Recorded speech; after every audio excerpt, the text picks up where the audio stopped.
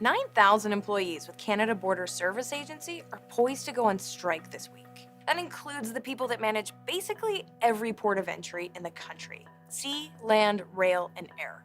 There are big concerns about major delays that could play out, not only at border crossings across the country, but also in airports. Border service employees are considered essential workers, so most of them can't actually walk off the job, but they can work to rule, which could seriously slow things down. Let's go through what that means. The work to rule tactic is a pretty common one when employees aren't actually allowed to stop working. It essentially means following every official rule and regulation to a T, even if, and maybe especially if, it slows things down. The border guards are given great discretion in law and under administrative regulations because they are the guardians of the border.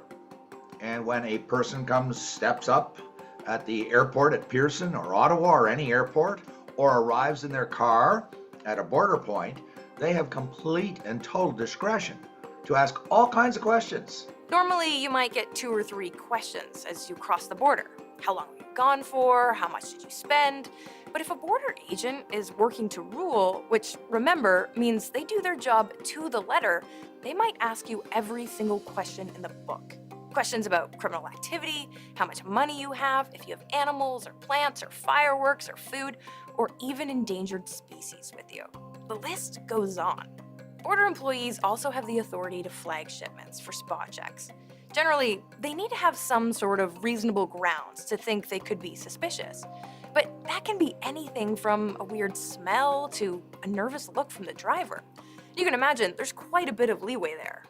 They have the full legal discretion to challenge, interrogate any truck crossing the border to determine that the goods in that truck are what they claim to be. If they decide to do it more aggressively and ask each person coming up to that border point many more questions, that's what they're paid to do.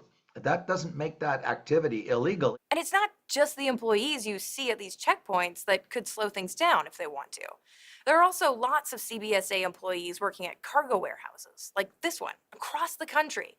They're in charge of processing both personal and commercial shipments that come over the border. And they can also flag things for a secondary physical inspection, even before they go out for delivery.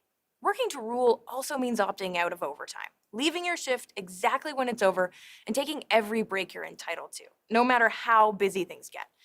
And the president of the union says overtime is often used to manage staffing shortages during busy tourist seasons, instead of hiring extra staff.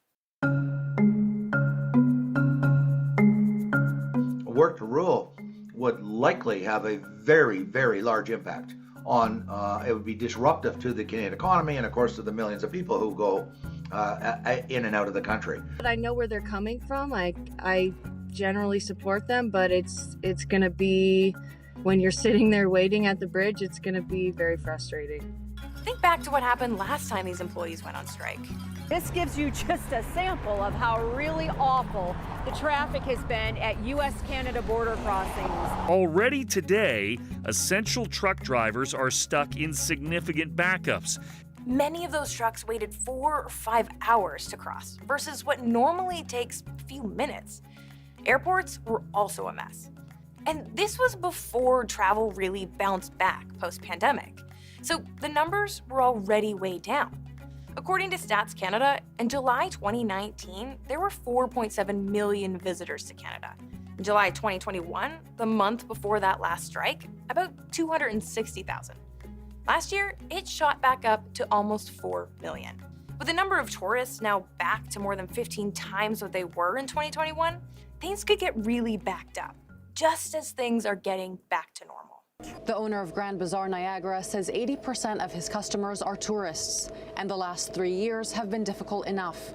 His small business is still trying to recover from the COVID-19 pandemic. Tourism generates tens of billions of dollars every year in Canada, and the thought of waiting in a long line at the border could send some vacationers looking elsewhere.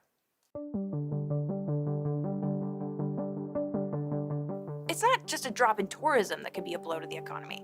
According to the federal government, about $3.5 billion worth of goods and services cross the US-Canada border every day. A large share of those trucks go back and forth through these 4 crossings, near Windsor, Sarnia, Fort Erie, and Niagara Falls. And that's just the stuff coming from or through the US. Consider all the other imports coming by boat or plane from everywhere else around the world. 2/3 of our GDP is exported and imported. That's an awful lot of money, of industries, of jobs that are dependent. Delays could also be expensive for the companies shipping these goods. Even worse for some industries, like the auto sector, that depend on shipments getting there fast. They save money by only ordering what they need when they need it. Most manufacturing facilities tend to only have hours of inventory on hand to build vehicles. Essentially, as that vehicle is moving down the line, the parts are right there on a just-in-time basis to go onto that vehicle. Just think back to 2022, when anti-vaccine mandate protesters shut down the Ambassador Bridge for 6 days. Trucks and other protesters blocking traffic at the Ambassador Bridge that links Windsor, Ontario and Detroit. Michigan and Ontario car manufacturers said that cost them $300 million US in direct losses. And that's just one bridge. Then there's the agriculture industry and the pharmaceutical industries, who also rely on speedy deliveries, since their products can actually go bad if they sit there too long.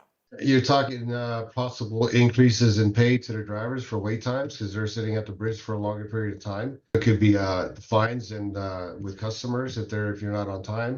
And that means costs could trickle down.